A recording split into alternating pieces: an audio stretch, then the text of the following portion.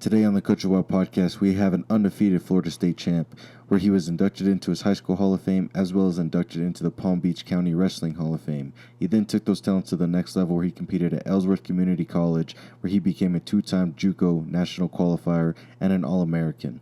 He then transferred to the University of Cumberland, where he was also an NAI national qualifier. Today, he enters his 15th season coaching at Central Baptist College. We welcome Coach Ken Prophete to the Coach's Wild podcast. With the world of coaching evolving and the carousel always changing, we're going to sit down with some coaches and we're going to figure out what they coach, how they coach, and most importantly, why they got into this profession. My name is Kason Wilkinson, and I am your host of the Coach's Wild podcast. That was my Coach's Wild. Welcome back to the Coach's Wild podcast. We have a very special guest today. We have a coach from Central Baptist College. His name is Coach Ken Prophete. Coach, do they call you Coach Ken, or what do they call you over there? It's generally Coach Prophete. Do But yeah, Coach Prophete. Cool. We'll do well, today, yeah, sweet. Well, we have him coming on today. Coach, how you doing? I'm doing well. Excited to be here today. Sweet, man. I'm excited to have you on, and I know you and me have had kind of communication over the last few years here and there, trying to get some kids to the next level and things like that. That's kind of how we initially got that, that's how our interactions and our conversation started. So appreciate you, keeping me in your circle over these years and allowing me to, have you on today. I know that, I don't know if you had a chance to look into any of the previous podcasts, but kind of how we do it is before we jump into talking about your coaching journey, I kind of like to sit and talk a little bit about you as the person. So kind of, break down where you grew up, and, tell us a little bit about like the sport you grew up playing and when you got involved in wrestling as the sport. Yeah, absolutely. So I'm originally from Florida, born in Miami, raised in West Palm Beach, Florida. Growing up, so I'm Haitian American. Both my parents were born in Haiti, but I was born here in the States. Growing up in Haitian culture, growing up in Haitian family, soccer is always that go-to sport. So of course I always played soccer since I was a little kid.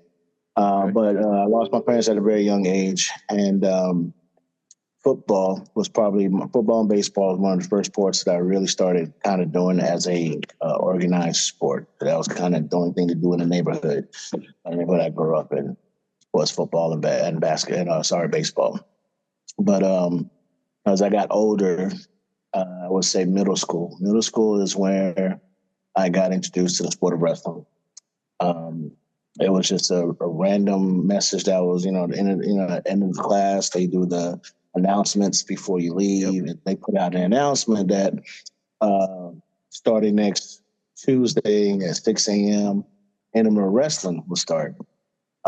So, in my head, like any other kid back then, you hear wrestling, you think WWF. WF, exactly. I'm like, wrestling?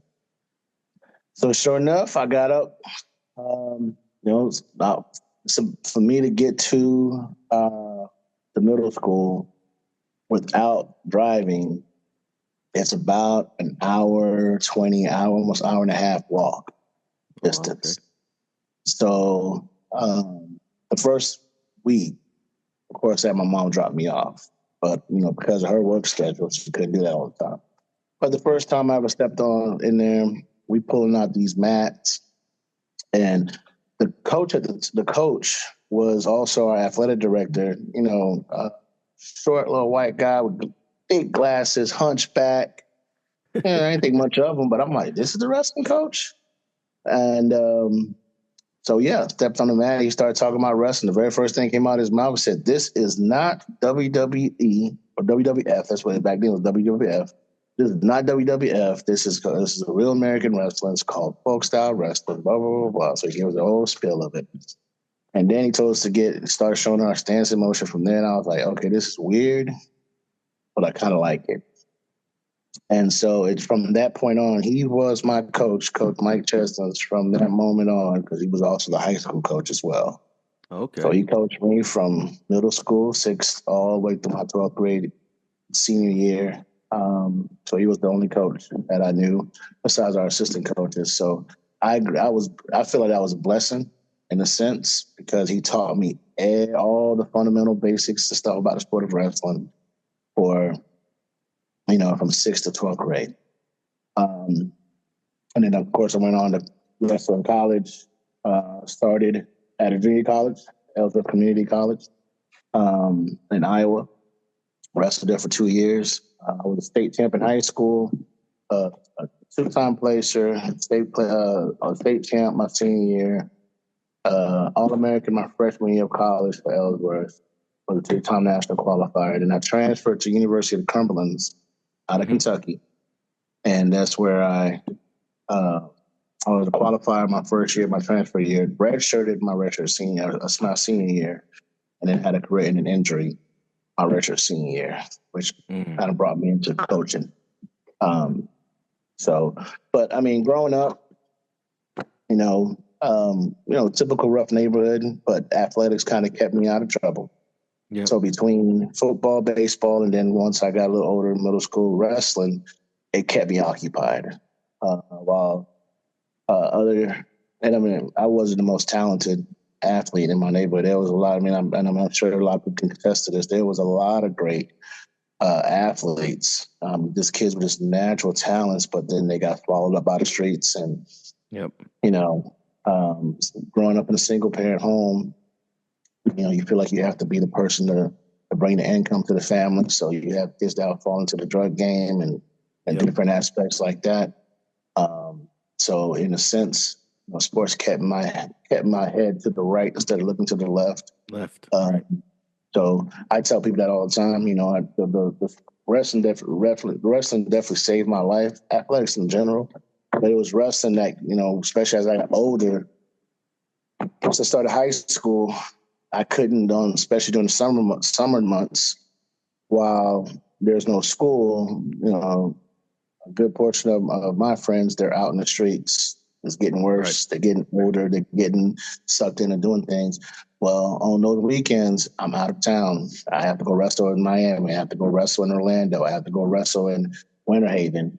And Coach Chessens is the one that's picking me up, right early in the morning. We're driving to this tournament, driving that tournament. So by the time I get home, either late Saturday or early Sunday morning, I don't have enough energy to get up, go to church with my mom, and I'm trying to relax the rest of the day because now I have to get up, especially in the summer months. I got to get up now. I got to go to work or something like that. So it definitely kept me out of trouble.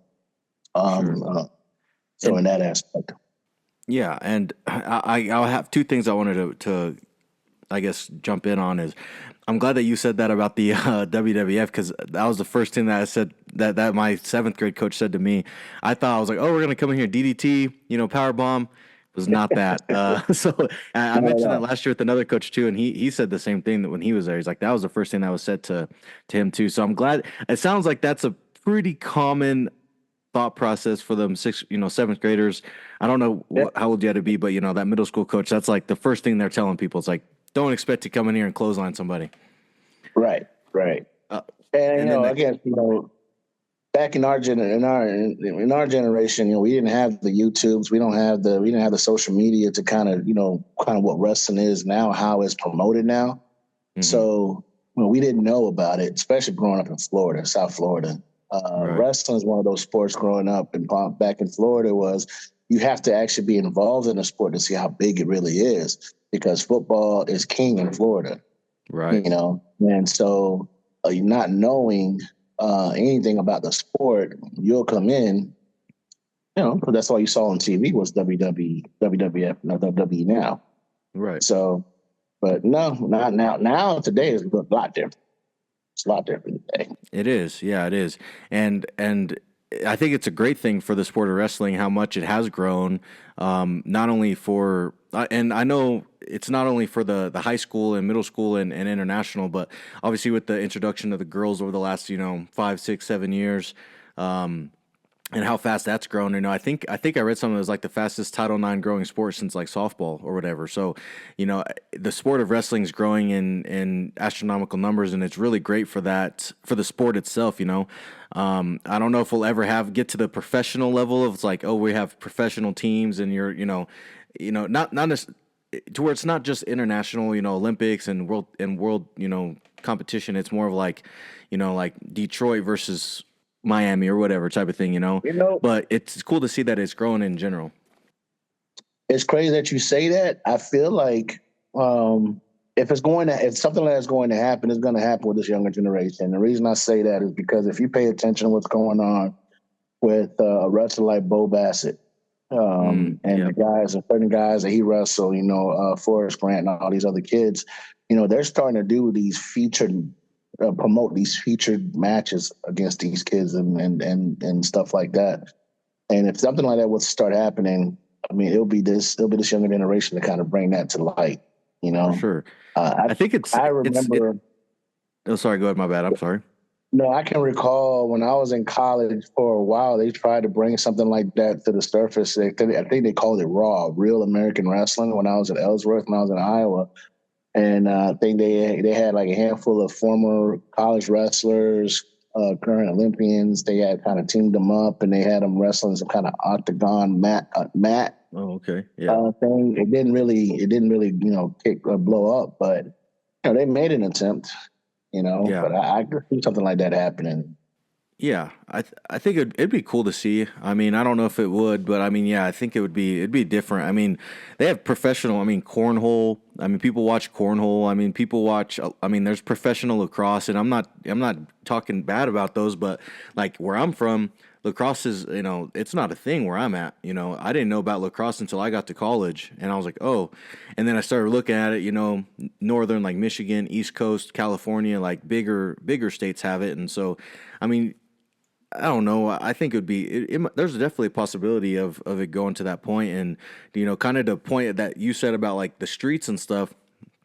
I think that maybe this is a question for later on in this episode and as we talk. But do you come across athletes like that whenever you're going through like recruiting process, and is that somebody that you look to try to help get to that next level just because you were you grew up in that type of environment? I mean, not that that's like I'm focusing on them kids, but I mean, if you come across that kid, is that somebody you are willing to go after? No, absolutely. I mean, when it comes to recruiting itself, the first thing that I look at, I can't speak for every coach. The first thing I look at is, the consistency in classroom. Are they grade point average, test scores? And how serious are they about their academics? Because I'm a true believer that the work you put in the classroom is going to reflect the work you put into a sport, whether it's wrestling, football, whatever. So this particular topic is wrestling. So if I have a young man that's 2.0, just an average student, but then when I ask them, hey, so why, what's up with the GPA? And the conversation is more so like, I don't really care for school like that, and I struggle with something like that. They don't give you the feel like they're really working their butt off, and they just can't get it. Yeah. It kind of tears you away to want to recruit them because we're talking about higher education here. Where your mom and dad is not going to say, hey, get up, go to the bus. Yeah, you're gonna be late. You're not gonna miss school again. Blah blah blah.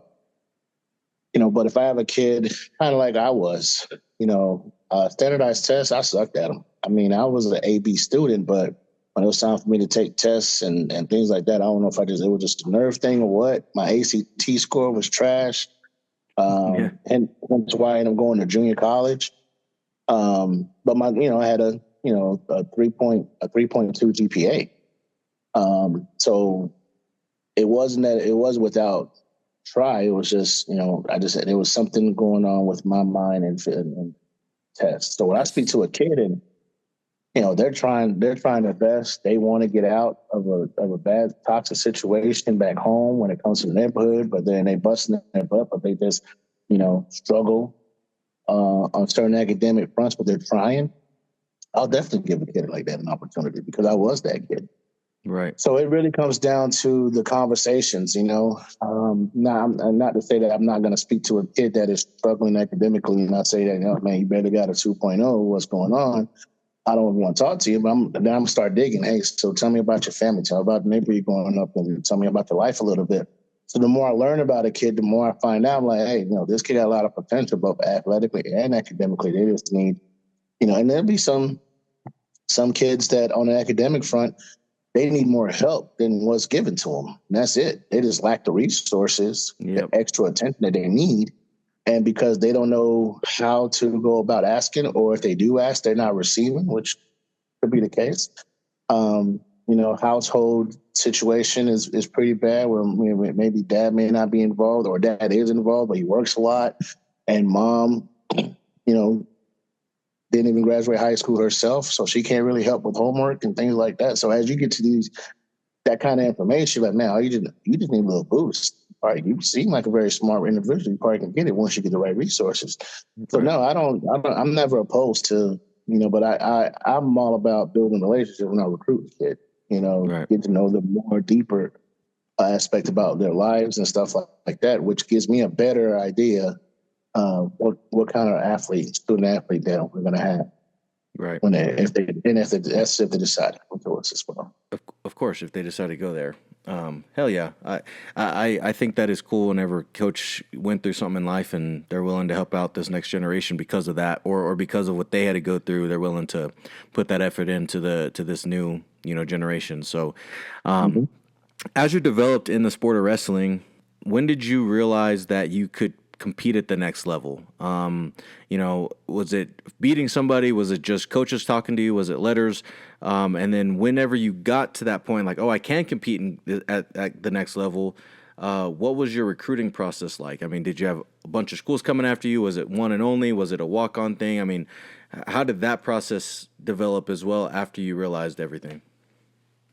So it wasn't one of those deals for me. It wasn't one of those deals where somebody kind of told me, hey, man, you're good enough to do this. It was one of those deals where my sophomore year of high school, so my freshman year of high school, I was basically a JV wrestler because our 215, who was undefeated state champ, Pat Borelli, he was the guy, so I couldn't beat him out.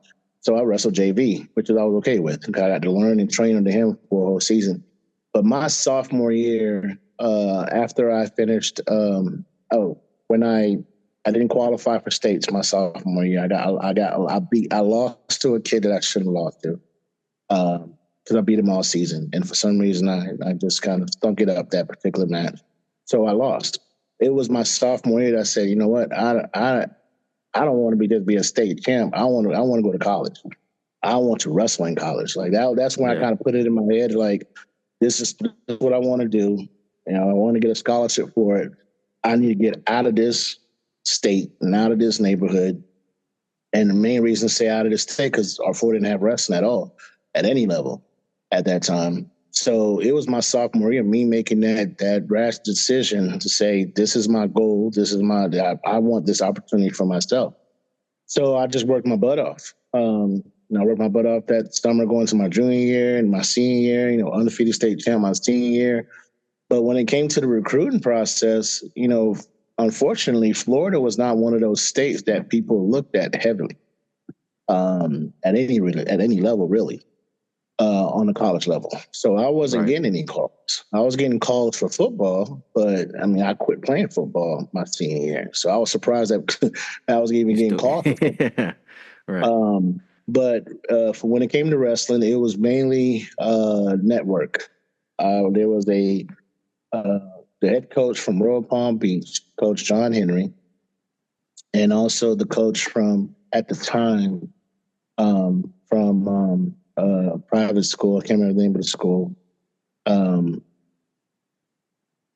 remember the name of the coach. But both of them had connections with Coach Henry had connection with junior colleges, and trying to remember the other coach's name, older guy, but he was a former assistant coach way back in the day from Minnesota. So he reached out to some connection schools in Minnesota and was reaching out to those coaches for me on my behalf. Ellsworth was the one that kind of bit, and so the conversation with me and Ellsworth started happening right at the end of my senior year. Coach Jack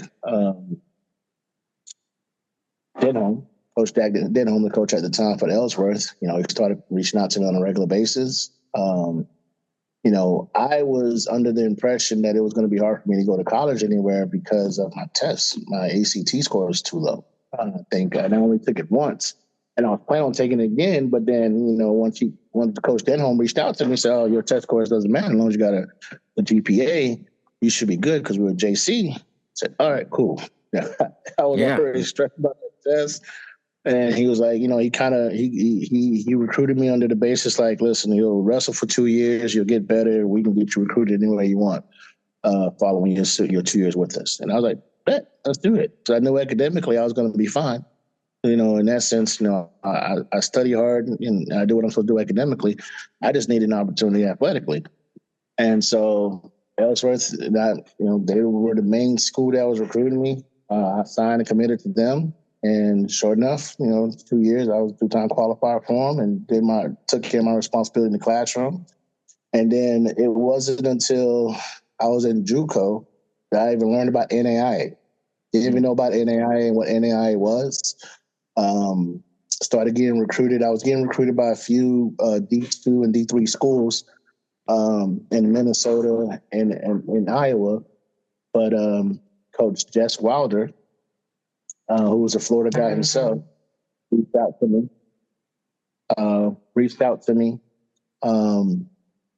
because he was the head coach. He's the one that started the program at the time. It was Cumberland College out in Kentucky. Okay. And he was heavy, very heavy. Did my due diligence, and I ended up committing to him and their program. But that was pretty much the process. It was really, that's how it kind of started and got going. So as you were in that process of, from not knowing what you're going to do in high school to then getting to Ellsworth to then getting to Cumberland's and all that stuff, was coaching something that you knew you wanted to do when you got done, or is it something that was just kind of like opportunity came and you took it and then it just went from there? Well, I'll say this, and this story is going to be one of those situations that kind of defines this phrase. If you ever want to make God laugh, tell him your plan. That's pretty much what happened. Okay. I entered my redshirt senior year with the full intention to wrestle my senior year. My last year, being All-American, God willing, and then graduate and go on to medical school. I was applying to medical schools and things like that. So my plan. I had nothing to do with it. I was a bio and public health major.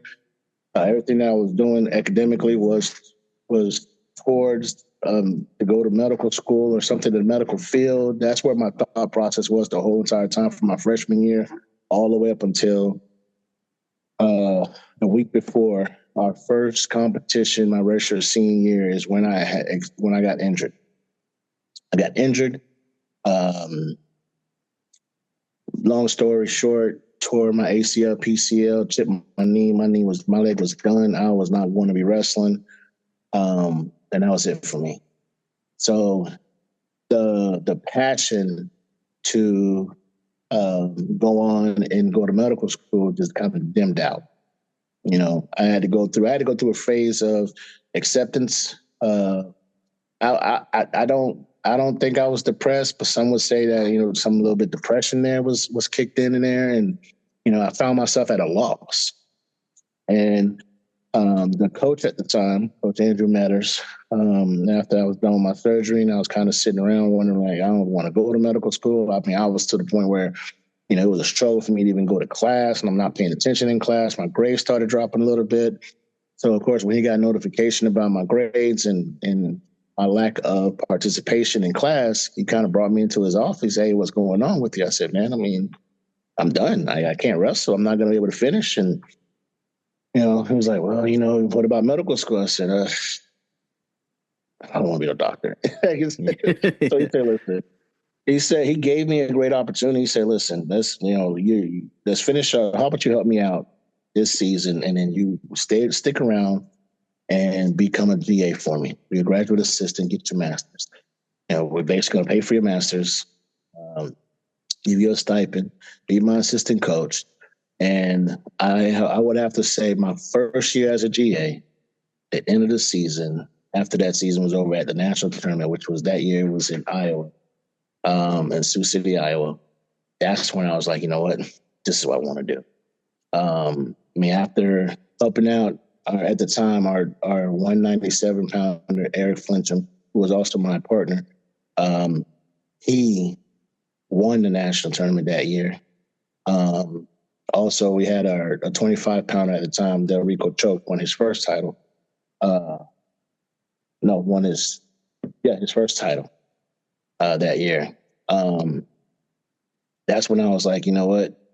I love this feeling. I love the feeling, the fact that the way these guys kind of, gravitated together, came together, the team aspect of it, the hard work that was put into it, but the fact that they appreciated me sticking around, that's when I fell in love with coaching.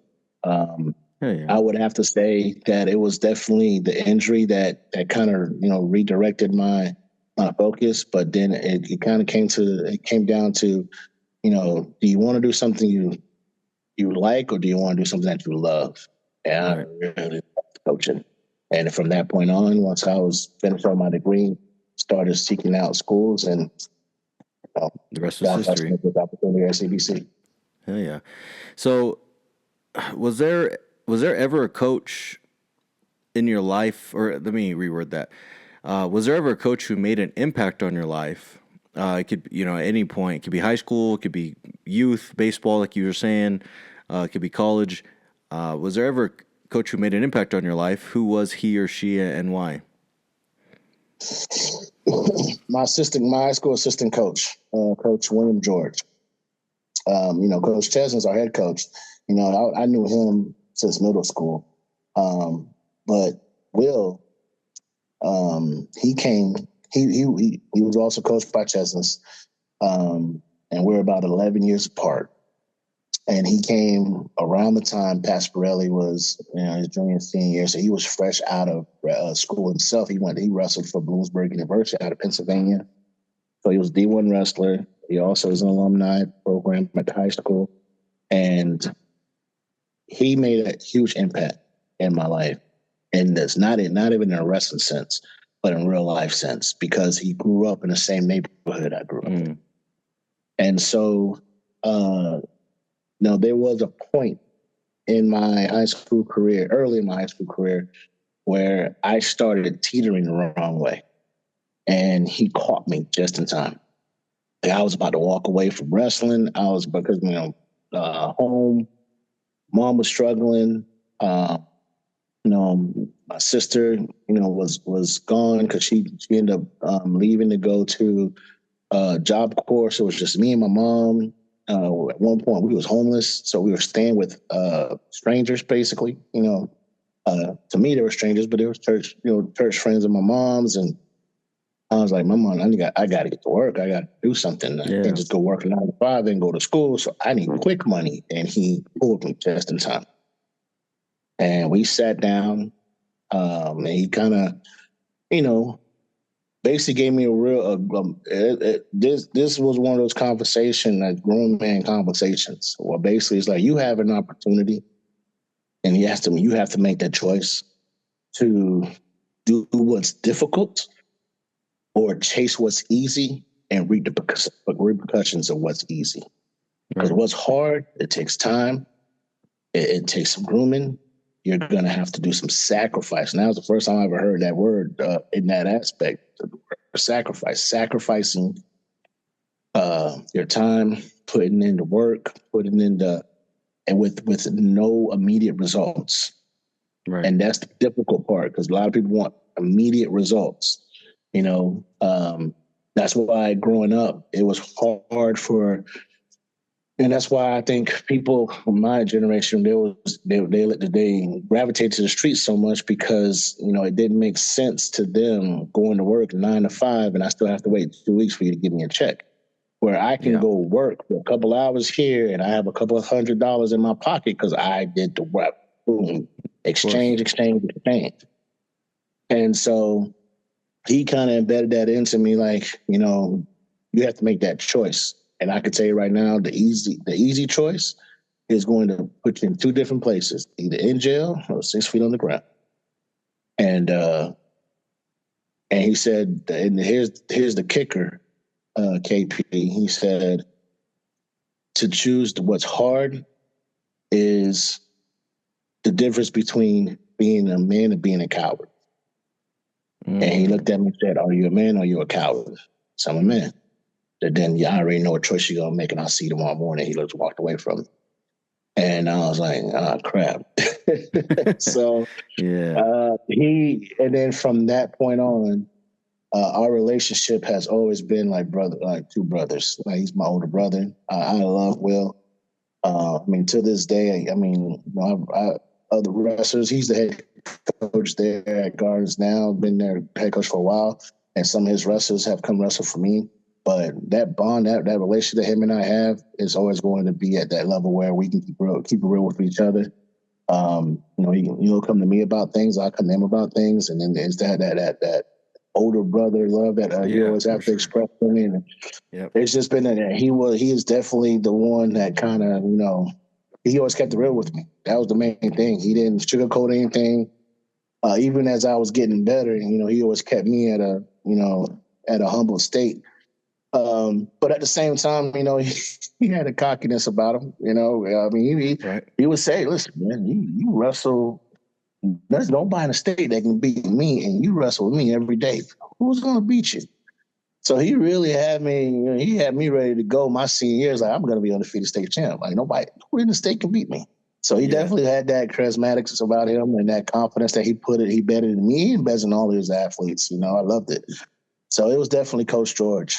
Coach William Jordan. Now, Mike Chesney done a lot for me, and I can never.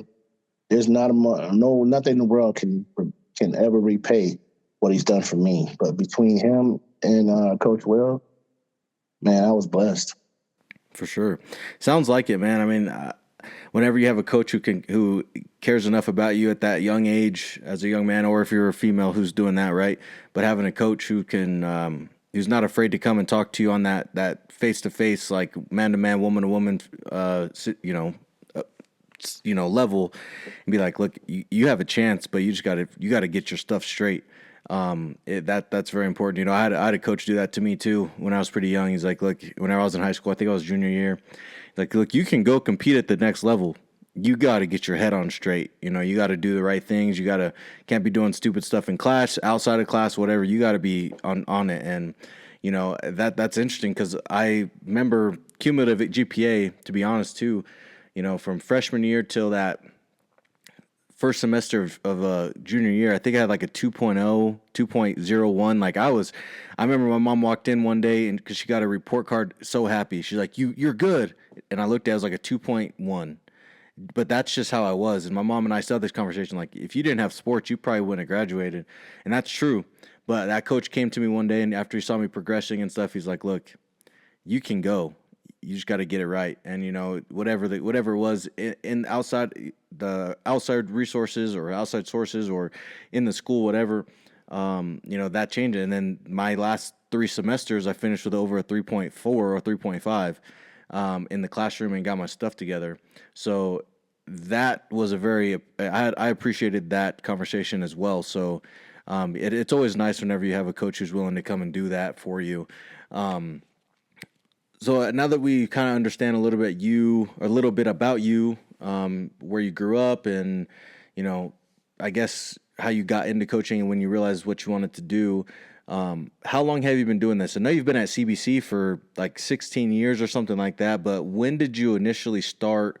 I know it was like whenever you were a GA there, but what was your timeline like? So like, where did you start in school, or what was your first school you coached at to where you're at now? Yeah, so University of the Cumberlands, where I got my undergrad and my master's degree, is where I got my coaching start. As a graduate assistant coach. That was I graduated with my undergrad in '06, and I started my master's in '07. So '07 is when I started as a DA. Okay. And I graduated, and I was a GA from '06 to 2010. And 2010 is the spring of 2010 is when we was at the national tournament in Oklahoma. The head coach at the time, Coach Andrew Matters, knew that I wanted to be a head coach, and I applied to other places throughout my tenure, my 3 years there as a GA. But saw that Central Baptist College was starting a wrestling program, bringing men's wrestling and women's golf at the time. And they were transitioning from NCCAA, which is National Christian Athletic Association, to the NAIA. So got back from national tournament. There was Oklahoma that Monday. Called the AD, who's still our AD at this time, Coach Al Middleton. Asked him, hey, is this a legit position? Is this a club program? Are you guys looking to bring in somebody to start the program in the next year or this coming fall? Or nope, we're transitioning to NAIA. 2010, 2011 will be the first season. And he kind of gave me the spill. So as soon as I hung up the phone with him, I have already been applying for school. So I've already had my resume ready, my cover letters and everything like that. So I asked everything to him. Got the job interview in March. And then I got called to tell me that I got the job on April 1st, 2010. And then I made the move on Mother's Day of 2010. Okay. And I started the program here. So I would say started coaching, the coaching level went from athletic to a student athlete to a student assistant coach '07, and then became the head coach in 2010 and been here ever since. So you've been the one and only coach at CBC. So you've seen all the highs and lows of a new program for sure. Absolutely. Yeah. So, and what's great about it is this is what I prayed for. This is what I was asking God for. I didn't want to step into somebody else's program and have to fix their problems or their issues, or have to try to fit in somebody else's shoes. I wanted, especially me being young at the time, I think I was 24 years old. So I was the youngest coach in the nation at the time when I became the head coach.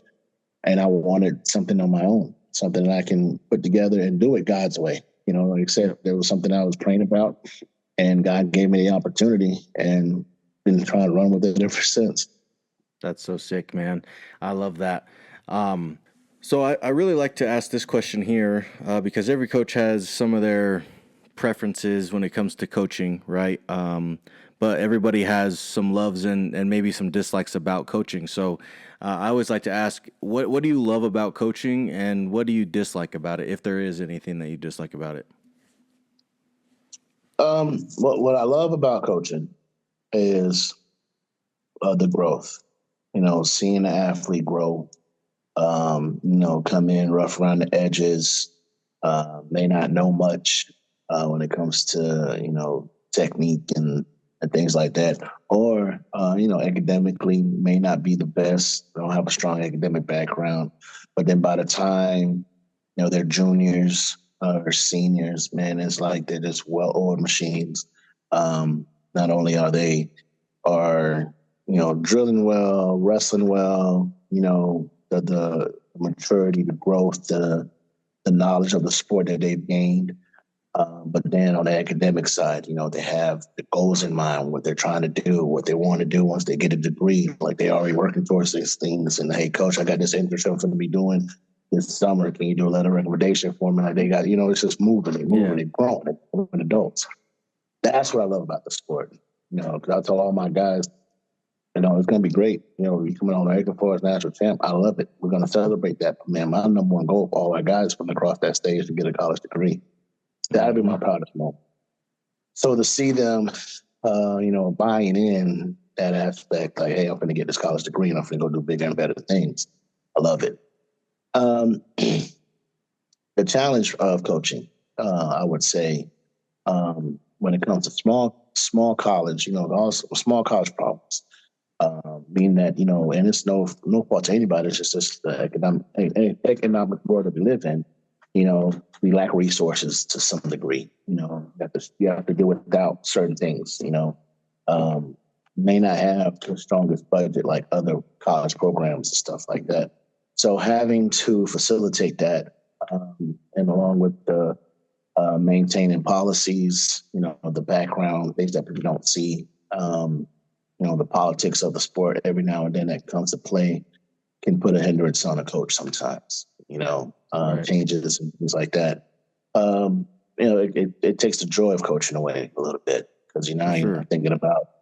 You have to think about rules, regulations, policies, and making sure that you are being treated. Your sport.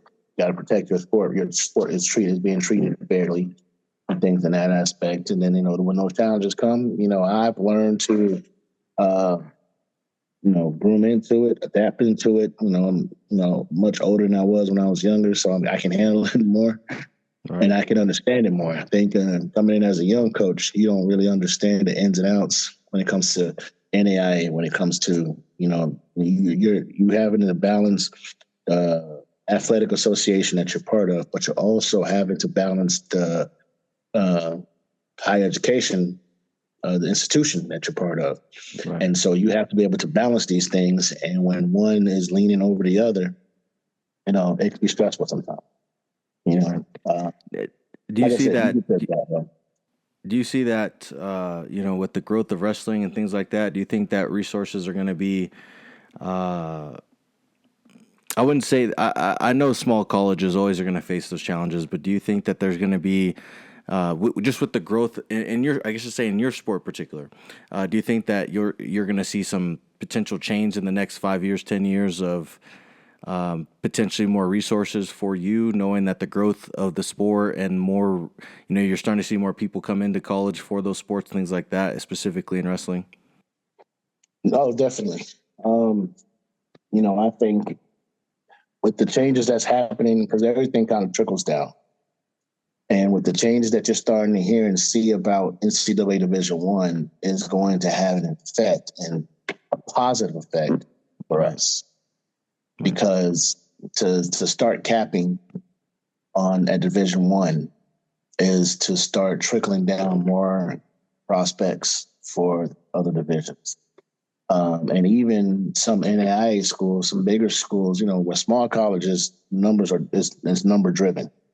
Right. Well, now you're starting to have some NAIA schools that are at the level of Division I when it comes to numbers, when it comes to resources, and they're starting to get capped. Saying, okay, hey, we don't want you to have a JV program no more. We don't want you to have 80 guys on your team. We're good with you having 30 solid guys. This how much scholarship we're going to get, no more than that. Well, then those extra, 50, they're going to get trickled down somewhere else. And that's where I think a small college like ours, where we're still heavily number driven, is going to be able to feed off that and bring in those kids that are getting denied by everybody else. If I get hear about them early enough to snatch them up. So it's the changes it's beneficial to that level, to their levels, NCAA and everything like that. But I think it's really going to be beneficial to small colleges like ourselves and other small colleges in other towns that are enrollment driven. Do you think that is recruiting something that you've struggled with, or something that I wouldn't say you've struggled particular, but is where does recruiting stand on your level of like enjoyment of coaching at the college level? Oh, that's the bottom of the barrel. It's hard to. It's not hard. It's challenging because you either have kids that are solid kids that have a number of opportunities to go wrestle somewhere, especially like I said, with social media, they know about schools, whether big schools, little schools, and and then it comes down to financial support. A kid, it doesn't make sense to a kid to come to a college where they're going to have to pay almost 50% out of their own pocket even after a scholarship and everything like that, and government don't help because student loans that have not increased, even though college costs have increased. Yeah. And grants and stuff like that have not increased. So it hurts. It's hurting higher education in general. But for a kid to get a scholarship on academic and athletic, and it's 1,000, maybe 2,000, in some cases 3,000 more than what I can offer, they don't understand the concept. Like, yeah, our numbers are the same percentage wise compared to the other school that you want to go to because the other school costs more. Well, just that's the one scholarship, but what I don't know is they're getting offered another scholarship on the back end from that institution, which pretty much throws me out of the race.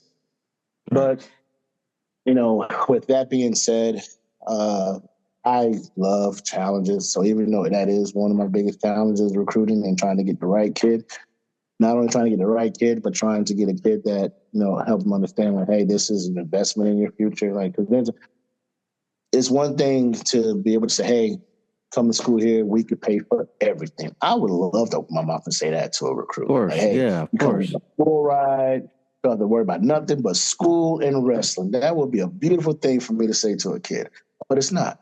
It's like, hey, you have to invest into your future, meaning that you're going to have to, take out these loans and you're going to have to, that's how you're going to pay for school. But, in the long run, you stick with it, it's going to be well worth it. It sounds great, sounds a great motivational TED talk, but at the end of the day, kids they're afraid of loans. They're afraid of having to pay out of pocket. They're afraid of these certain things. And I get it. I get it. I mean, but, to say, hey, I get it, I hear you, and I had to pay my student loans back, and, I took care of my responsibility in that aspect, but, I can't compare what I had to go through and what they're going through. So, that'd be the biggest challenge, is trying to convince a young man to come wrestle for us, but come wrestle for us in the sense that, hey, you got to invest into your education a little bit more than we can really support. Right.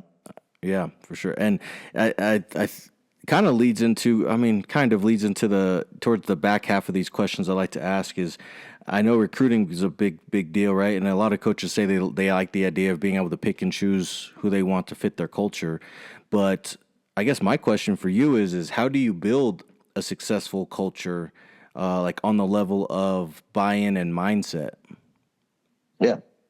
Well, I think it comes down to your philosophy as a coach. What is your coaching philosophy? My coaching philosophy is I believe that I built the program on 3 pillars: to develop and groom athletes to be mentally, physically, and spiritually strong.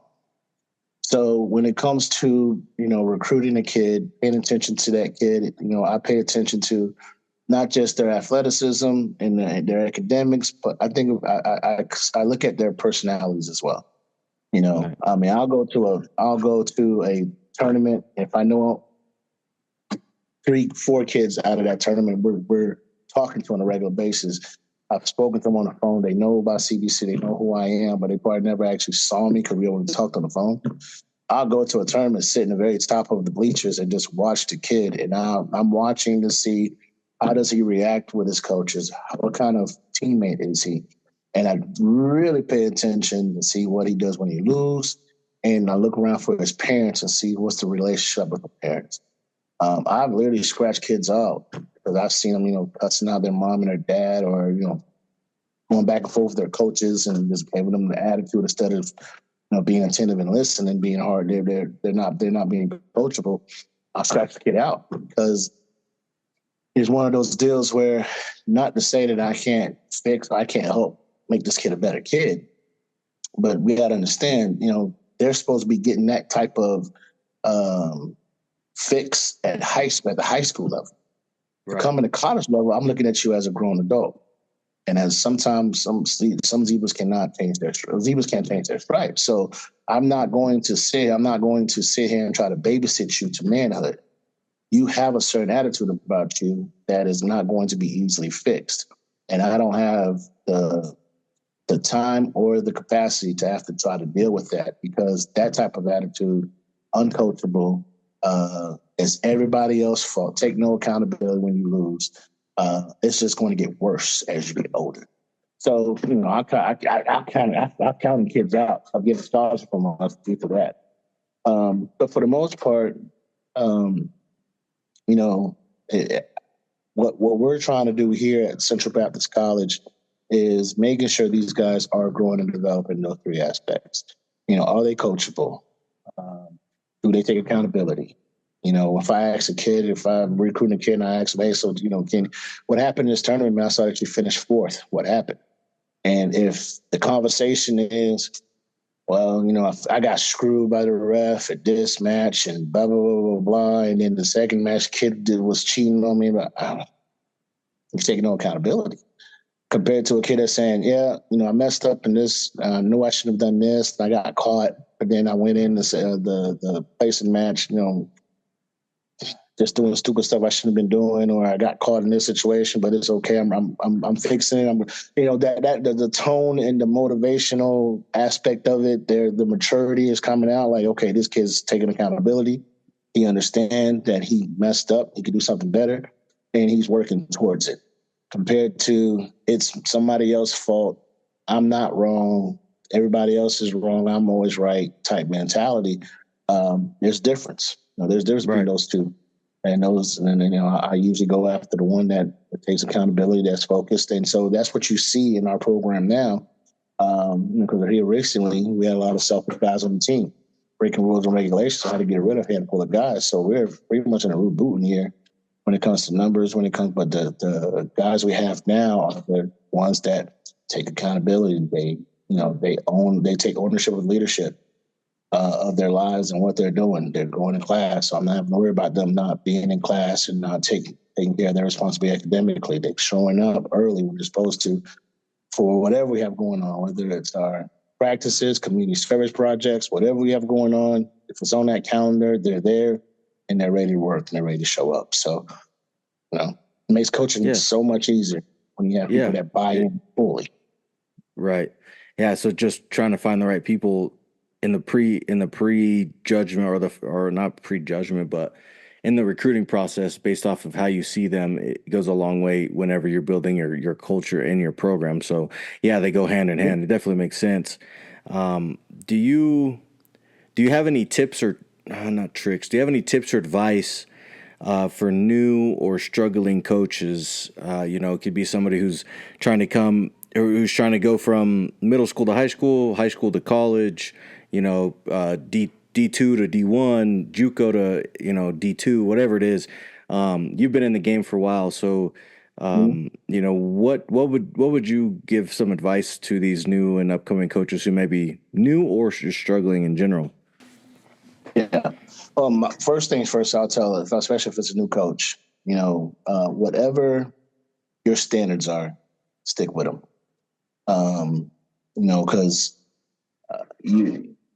and what I mean by that is, if you're that coach that say, hey, we practice at this time and this is what I expect from everybody, these are my rules and regulations and everything like that, stick with them. Especially because what's going to tend to happen is you're going to run into a great athlete.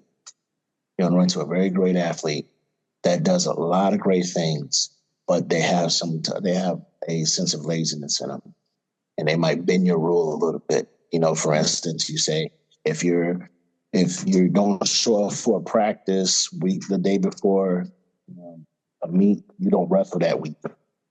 That might be a rule. That's a standard that you put in place. Well, this superior athlete decided not to come to practice, no call, no show, and then he steps in ready to go to competition. You have to be able to tell that athlete, hey, you didn't show up to practice. You're not going. And some coaches kind of bend that a little bit. It's like, I'm a better wrestler. We know we're going to get a win with him, and don't ever allow victory be overcompensate your morals and your standards. So that's what I would tell a new coach. Have whatever standard you set for yourself as for your program, for your guys, don't bend it. The temptation is going to come. It'll come. I've actually had a conversation with one of my best friends. He's a football coach. And him and I was kind of going back and forth. And he told me about a situation happened with him, and he was like, "So why did you decide? Or why would you decide to do this and do that?" I said, "Listen, one thing I've learned, especially in my 15 years of being a head coach, and almost 20 years of being in the coach position, period, is that if if a student athlete can find a hole to get through and can bend you a little bit, they're going to bend you." Yep. But the thing about it is, it becomes a domino effect, because if you let one slide, everybody sees it. Everybody sees it, and then you're gonna have 2, 3 down the line that's gonna try to do it. That's gonna try you, and they're gonna keep on trying. They're gonna keep on trying you. And what that really does is going to stress you out as a coach. Oh yeah. Because now your standards become insignificant, and it becomes kind of a sense of insecurity that's going on in your coaching. And now you start having issues and problems that wasn't there before, is going to start creating. It's a culture issue.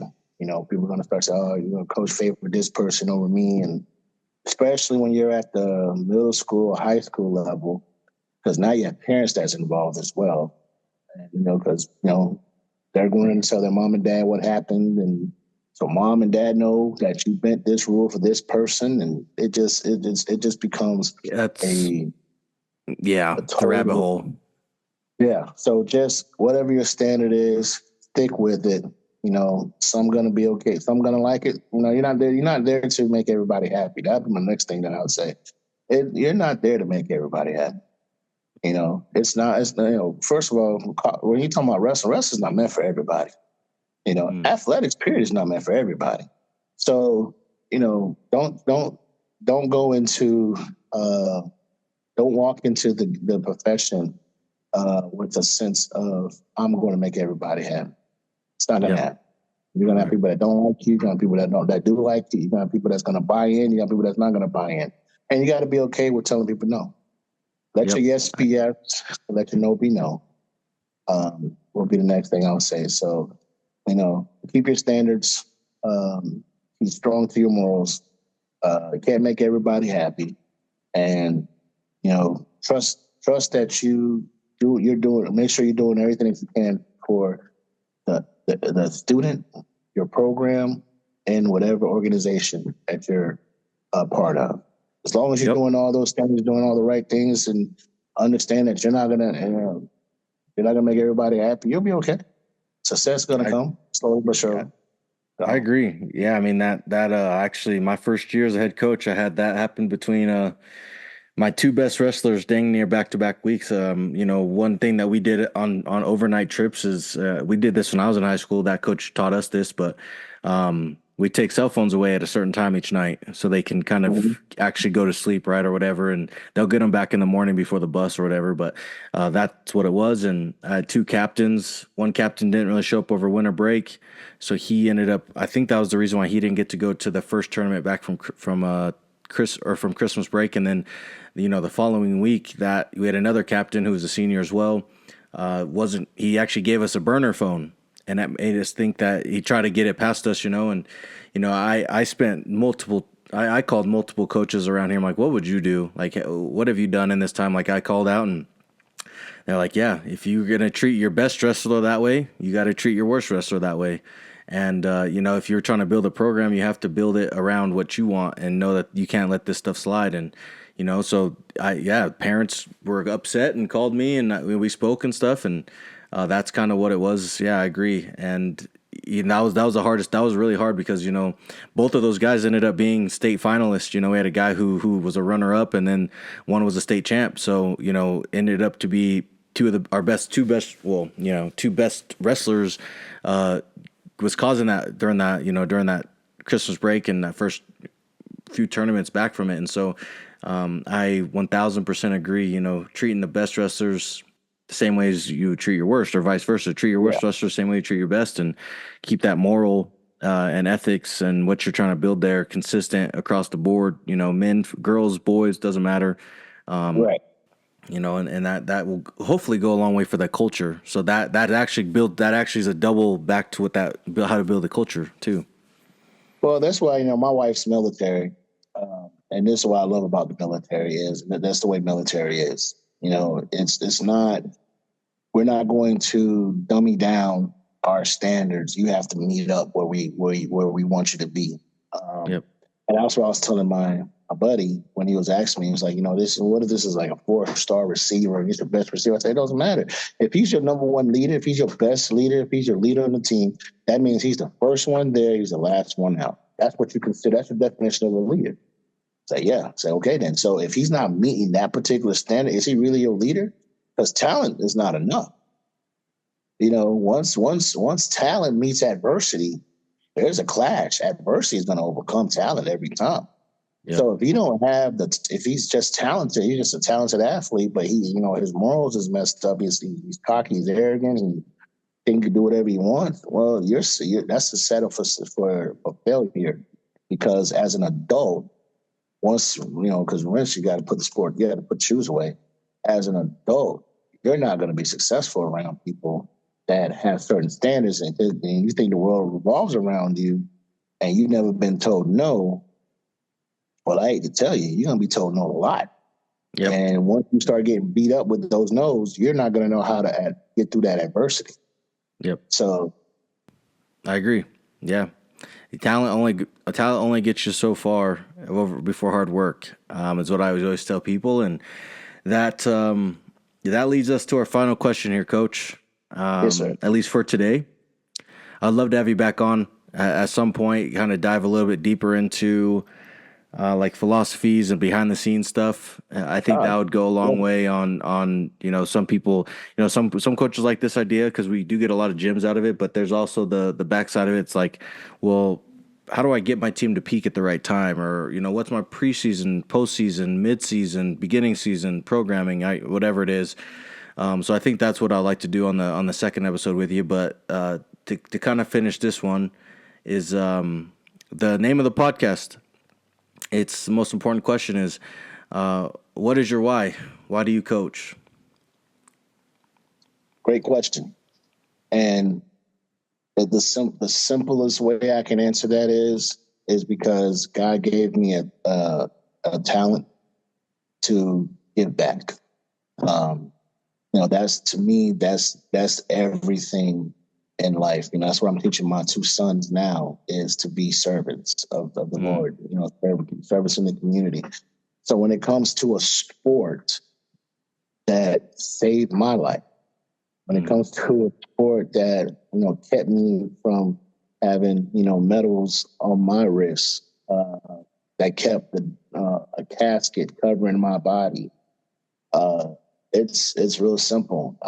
I do this because I want to see, I want to be able to give back the opportunities that was given to me, because if it wasn't at the college level, it'll be at the high school level. Right. I would have been back home. I was high school, either helping out there or something like that. I'll be giving it back for this sport because it only makes sense for me. Because as a teacher, and I love teaching. That's the other thing too. I realized I had a passion to teach when I was in college. So to be able to teach a young man, show a young man a move, watch them struggle with the move, and then they practice, they start getting the move, and they go out, they hit the move, and they're successful with the move, and they win with the move, or with the handful of moves that was taught them, and the look on their face when they get their hand raised. That to me kind of plays all of everything that we do as coaches. Yep. Being able to provide, educate a young man, provide them an opportunity to apply, allow and watch them apply it and be successful. And not just be successful in their own way. So I tell guys all the time, I can show you 50 different moves one way, Another coach can show you the same moves a whole different way. A third coach can show you the same move, but it'll be a different way. It doesn't matter how I show you or how these coaches show you. We're showing you the basic fundamentals. Now it's trying to make it your move. And now that it's your move, you mastered it. Become a master of the sport. And to see guys turning from, amateurs to actually mastering the sport of wrestling, by buying in of everything that we're teaching and showing and educating them with, man, that's why I do what I do. I love it.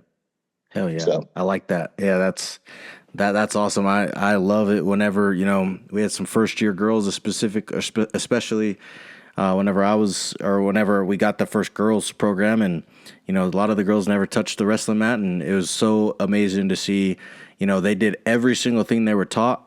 And, they were winning matches with a far side cradle, or they were doing, crossface cradle, or they were doing arm drags or whatever was being taught. And it was like, me and the coaches would high five or whatever and stuff. So I love that that's your why is not only give back to the sport and everything, but to see their hard work come to fruition, and come to life. So.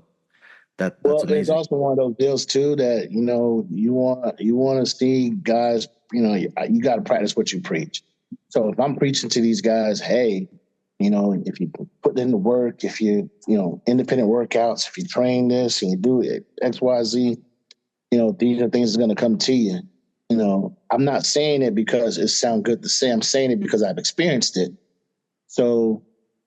It gives me that extra notion to say, I know what I'm talking about, but you got to believe what I'm saying. And then for them to take it, believe in it, run it, and then it comes to fruition, man, it does something to you as a coach. It really does. It's like, hey, man, this is so awesome. See that kid hand raised, how happy, excited they are because of everything that we told them would work.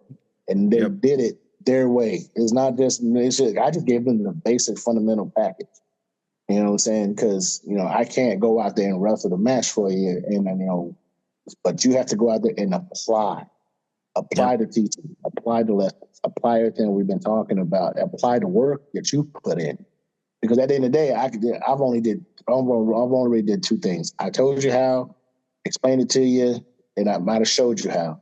But you don't want to have to actually go practice it. You have to actually go pursue it. You actually have to put it all together. You have to understand it. And once you put it all together, and if I say it, I'll tell you, do all these things, this is what's going to happen.